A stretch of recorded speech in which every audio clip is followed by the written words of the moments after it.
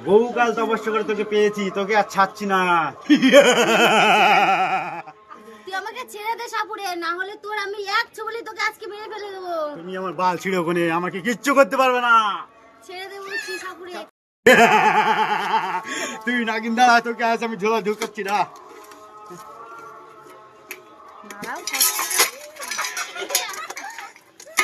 চল, আজ সিদ্ধি লাভ করেছি, চল চল চল চল চল।